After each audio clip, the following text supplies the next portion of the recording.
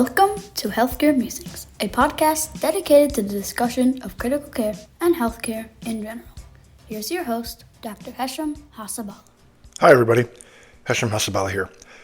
Tomorrow is election day, and I think it's so important that we as clinicians, especially physicians, take the time to vote. I was looking into the literature and I found this paper in 2022 that analyzed reported voting behaviors of U.S. physicians between 2000 and 2020. This is a 2-year-old study, and they found that U.S. physicians in general had a lower voter turnout than the general population.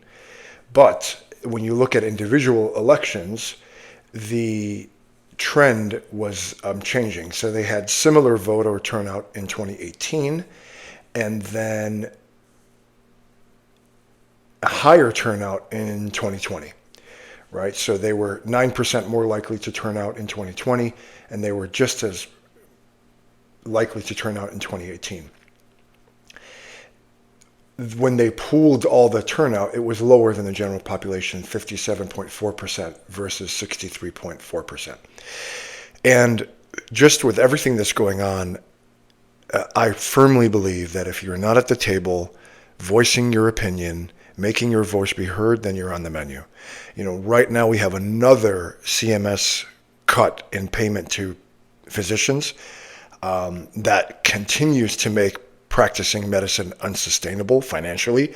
We have potential administrations that come in that can affect public health and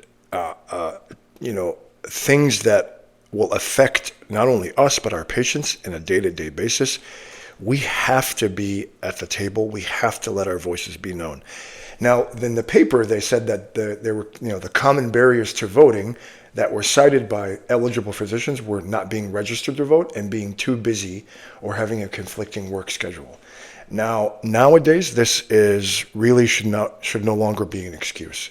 And in fact, they said that turnout was higher in those states that offered no excuse mail-in voting compared to those that did not. Now, depending on where you live, it may be easier or harder. But registering to vote now, I think, and I live in Illinois, very easy to register to vote online before the election. If you don't, you can register when you show up to vote. There are mail-in ballots. I mean, really, in this day and age, and there's early voting that happens weeks and weeks and weeks before the election. They're really trying to make voting easier, and so we as physicians really have no excuse. And I also agree when I read in articles that if you decline to vote, then you have relinquished your right to complain. And I completely agree that if we don't vote, then we really have no right to complain. If we vote and the election turns out to be what we didn't want, at least we did our part. At least we made our voices be heard. And then if the outcome is not what we wanted, then we have to try to fight for our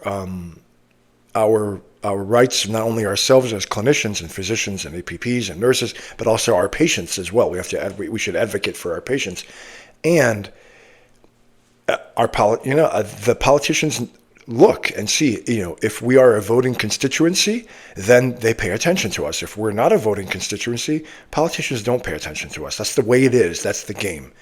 And so tomorrow's election day, if we're not at the table, we're going to be on the menu.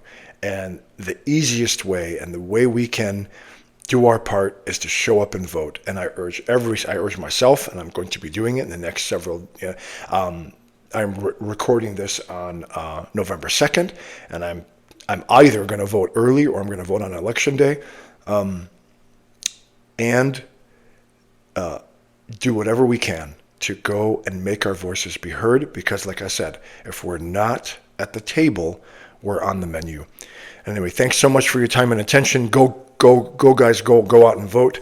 And until next time, this is Dr. Hesham Hasabala signing off on Healthcare Musings. Thank you for listening. Please follow and subscribe to the podcast at healthcaremusings.com, and don't forget to give us a 5-star review. Thank you so much.